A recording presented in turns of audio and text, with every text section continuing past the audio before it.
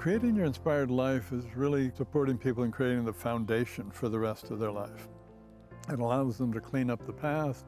It allows them to get an image and an inspiration for what they're capable of doing, who they are, and what they'd like their life to look like. And as they begin to clean up that past and transform how their mind works and recognizing what their true abilities are, innate and otherwise, they end up moving into life and creating a whole different life. It's not uncommon for people to feel like they're an entirely different person because they've shifted levels of consciousness, which means they're experiencing and seeing life in a completely different way.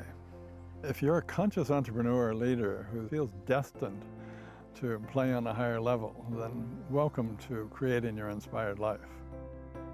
A lot of times when people come to me, they don't realize how noisy their mind is. They're afraid of what they lost in the past, afraid they might not get what they want in the future, so they're just always bouncing back and forth, distracted by those kinds of thoughts.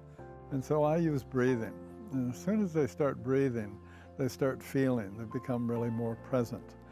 And as they breathe, and I'm asking them the right questions or having them finish a sentence or the different methodologies that I use, they begin to look deeper, they begin to breathe deeper, they become more present even, and start recognizing truths that they didn't even realize they were aware of. They realize fears that they have that have really originated in childhood, patterns from childhood that are affecting and limiting their life in significant ways.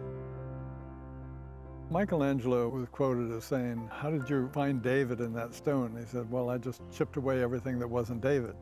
And the personal growth path is very similar to that. It's a matter of chipping away everything that limits us and keeps us in that stone, locked in a limiting comfort zone, for example. And as they reconnect with themselves, as they really get to know themselves well and fall in love with themselves, as they clean up that emotional backlog, their mind becomes quieter. The brain begins to integrate more fully, really neurologically rewiring itself. They have greater access to their imagination, creativity, and intuition.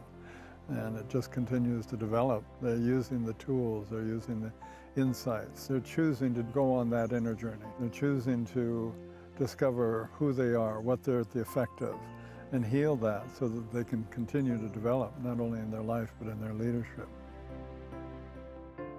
Let life be your opportunity to really discover who you are, to open up your heart, and to live fully.